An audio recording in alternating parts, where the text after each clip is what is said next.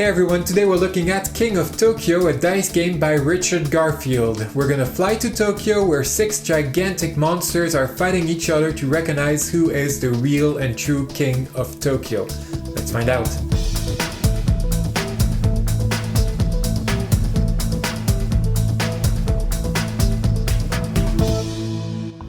Tokyo is the theater of an improvised and violent tournament in between 6 giant creatures.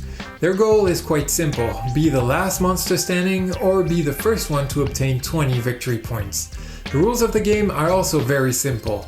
During a turn, the player will throw the dice and apply all the different effects in order to hit other monsters, heal his or her personal monster, or even get some of the precious victory points. It is also possible to gather energy cubes required to buy cards and benefit from cool bonuses. Let's see the game in more details, and as usual, we'll start with the setup. Each player chooses a monster and gets the corresponding standee and a monster board. Apart from the design, the monsters are all the same. They all have the same amount of life points. At the start of the game, everyone should make sure that the monster board shows 10 life points and 0 victory points. The game board is placed at the center of the table. It symbolizes Tokyo and can hold 1 or 2 monsters depending on how many players are playing. At the start of the game, no monster has entered the city yet, so leave the board empty for now. Shuffle the power-up cards and reveal the first 3 of them. Place the energy cubes next to the board. The game is now ready to begin. During a turn, a player will first need to throw the 6 black dice. If he or she is happy with the results, the player can stop there, but the player can also keep some dice and throw again the other ones. All in all, it is possible to throw the dice up to 3 times. After that, the player will have to keep and apply all the symbols obtained.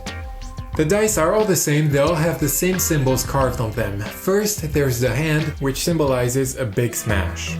Every smash rolled hits the other monsters, but a monster can only attack monsters in a different location from where it stands. For instance, a monster that is not standing in Tokyo will smash the monsters in Tokyo, while a monster in Tokyo will attack monsters outside the city. We'll see later how to enter or to leave Tokyo. Coming back to the dice, a player in Tokyo who rolls 2 smashes will inflict 2 hit points to all the monsters that are not in Tokyo. These monsters will each lose 2 life points, and the player will need to adjust their boards accordingly. The heart symbolizes life points. Each heart rolled on a turn gives 1 life point back to the monster, but only if it is standing outside Tokyo. A monster in Tokyo cannot heal itself and must ignore the hearts obtained on the dice. Here again, the players will need to adjust their boards to reflect the life points they get back thanks to the hearts. The numbers 1, 2, and 3 give victory points, but a player needs to roll 3 of a kind to obtain the according points. 3 1s give 1 victory point, 3 2s give 2 victory points, and 3 3s give 3 victory points. Every identical extra number rolled is worth 1 extra victory point. For instance, if a player rolls 5 3s, he or she will earn 3 victory points plus 1 extra point per 3 rolled, so a total of 5 victory points. Finally, every energy symbol grants 1 energy cube to the player. The energy cubes are used to buy power-up cards. At the end of his or her turn, a player may decide to buy as many cards as he or she can afford. The price is printed on the top left corner of the cards. After each buy, the card is immediately replaced with another one, and the new card is directly available for purchase if the player still has cubes to spend. The 66 cards are all unique. Some have an immediate one-time effect, while others offer bonuses for the rest of the game. For instance, it is possible to reduce the price of all future buys, benefit from a 7th die, add a smash to every roll, use 2 energy cubes to gain 1 life point back, or even lose 4 life points in order to score 5 victory points. After the buying phase, the active player passes the dice to the next player who will start all over. Throw the dice, resolve the dice, and possibly buy power-up cards. We now need to talk about a crucial element in King of Tokyo: how to enter or exit the city, and what advantages and disadvantages there is to be in Tokyo. To enter Tokyo is extremely easy. After having thrown the dice and resolved the different effects, a player must enter Tokyo if there is a spot available for his or her monster. For a 2, 3, or 4 player game, a single spot is available in the city, so only a single monster can occupy Tokyo in that configuration, while in a 5 or 6 player game, a second spot opens, so 2 monsters can be in Tokyo at the same time. No matter how many players are playing, the rule remains the same. If there's room in Tokyo for your monster, you must place it on the board. This means that the first player will enter Tokyo during his or her first turn, since the board should be empty at the start of the game.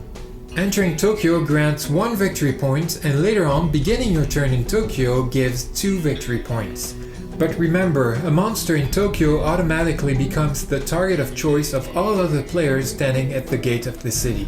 And moreover, a target that cannot heal itself since it isn't allowed to use the hearts from the dice while in the city. A monster will need to leave Tokyo to get some life points back, but it cannot leave whenever it wants. A player can only leave the board right after being smashed by another monster. So if an opponent hits a monster in Tokyo, that monster will first lose the life points like usual, but can also decide if it wants to stay in Tokyo or leave the city. If it leaves, it will free up a spot, and the attacker will have to take its place. The new monster in town will earn 1 point for entering Tokyo, but will also immediately become the new target for all the other players. Let's illustrate this with a couple turns. The king starts the game and rolls 3 threes, 2 energies, and 1 heart. He decides to re-roll the heart, and he gets a 2. He rolls again and gets a smash. Now he's not allowed to re-roll again, so the king received 3 victory points and 2 energy cubes. The smash is wasted since no one is in Tokyo. Speaking of that, because there is room for him, the king must enter Tokyo. This earns him 1 extra point. Gigazor is next. The lizard rolls 2 twos, 2 energies, 1 smash, and 1 heart.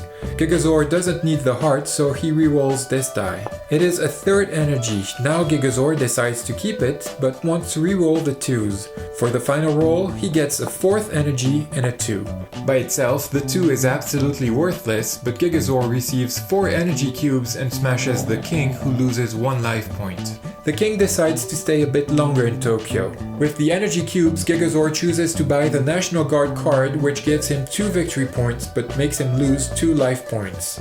It's now Space Penguin's turn. After the 3 authorized rolls, the bird gets 3 smashes, 2 twos, and 1 1. The numbers are useless, but the smashes hit the king, who loses 3 more life points but decides to stay in Tokyo. Back to the king, who earns 2 points for starting a turn in Tokyo. After his rolls, he delivers 4 smashes to Gigazor and Space Penguin, who both lose 4 points. The king also earns 1 energy and a heart, but the heart has no effect since the big monkey is in Tokyo.